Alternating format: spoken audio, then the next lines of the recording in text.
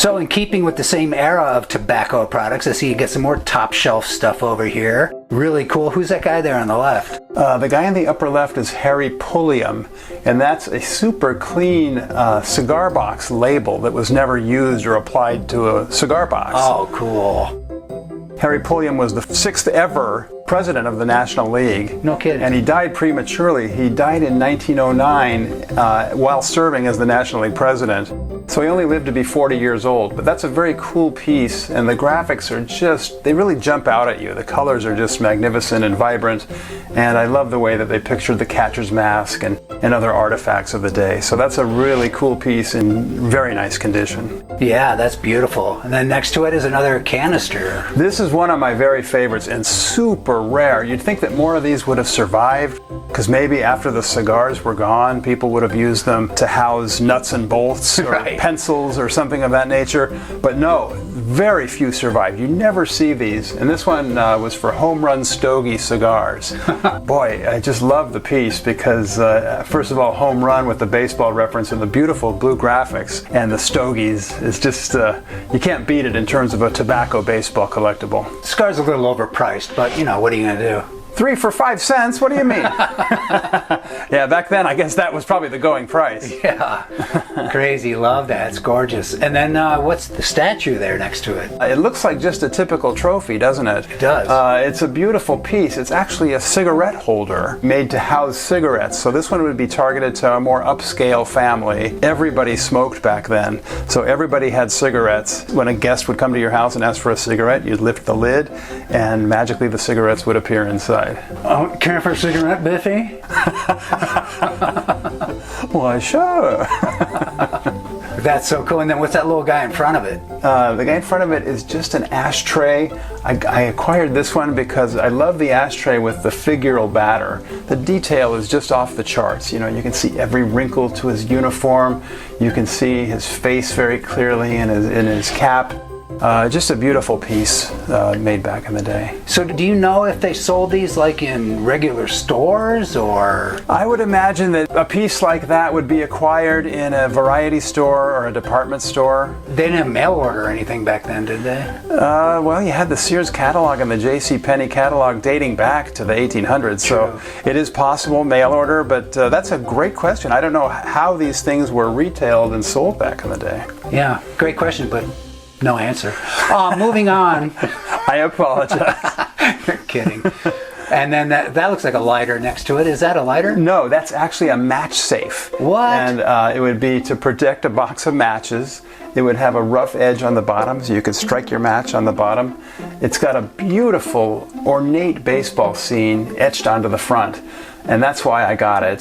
The lid would flip open and your matches would be accessed inside. To keep them dry and safe, huh? Keep them dry, yeah. Oh, wow. So you double impress them. I was like, oh, yes, here's a cigarette from my globe. And, oh, care for a match? Yeah, and then next to it, I love that scene. What is that? Oh, it's just an archaic baseball scene, obviously from the 1800s. You've got the catcher with no gloves. He's catching the pitches barehanded. He's standing upright rather than in a squatted position, and the batter is leaning forward. Looks like he's going to take that pitch, but it is just an exquisite piece of artwork on this box of matches from the 1880s. That's just a box of matches. And it has graphics on the front that say, "For health, business, pleasure, use a truss." And I bet most of our audience out there doesn't even know what the heck a truss is. You mean like a girdle? I think it was something that held you in for a hernia. What an odd pairing with a box of matches. Yeah, it was so odd and off the wall, and obviously I've never seen another one in 40 years of collecting this stuff, so I kind of had to pick that up. Most curious. Yeah. And then next, who's that cool guy next to it? Next to him is a piece of ceramic pottery type material used for an ashtray, and this is one of the first ever bobble figures, if not maybe the first. Really? Yeah, his legs are springs. Ah, So- I wonder why they're so skinny. There he goes. Oh, yeah, it's cool. like one of the earliest bobbleheads, but not a bobblehead. Right. So very cool. I love the colors. He might have been made in Germany. There's a company called Schaefer Vader that made these type of pieces, and it really looks like one of their pieces, even though it's not labeled as such. But I just love it. It's from the 1800s, and it's survived all these years in beautiful condition. The prototype to the whole bobblehead idea, huh? Yeah, pretty much. Amazing. Love that. And then that bold copper guy. The bold copper guy has been referred to as a Babe Ruth, but I think it predates Babe Ruth. I want to say early 1900s on that. And this thing popping out of his hat is the actual match striker. Would be removed like that. And you can see there's a little flint or something going on at the end there that when you strike it swiftly against that groove, it would light up and you could light your cigarette or your cigar. Oh wow, so it's reusable then. It's reusable, and it even has a little well for an ashtray, probably a single-use ashtray there. So a very cool piece. It's a match striker and ashtray circa 1900s. Cool, and he's got the pillbox hat, right?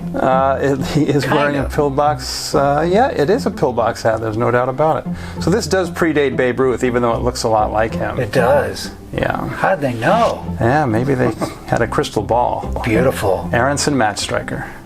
Well, I love all this early old tobacco stuff.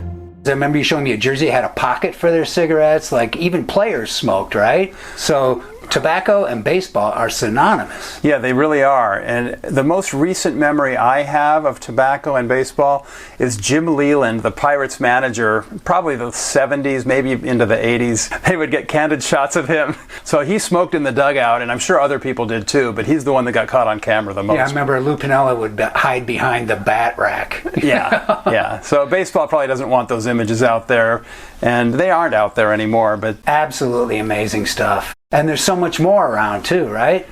Oh yeah, there's a lot of other stuff that's a little more modern, but this is the early stuff. Right. This is the turn of the century stuff that we wanted to start out with, and maybe in future episodes we'll get to the more contemporary things. Oh, we definitely will, because there's too much good stuff. And tobacco cards. Absolutely. All right. Thanks, Mark. Yeah, thank you. Appreciate it.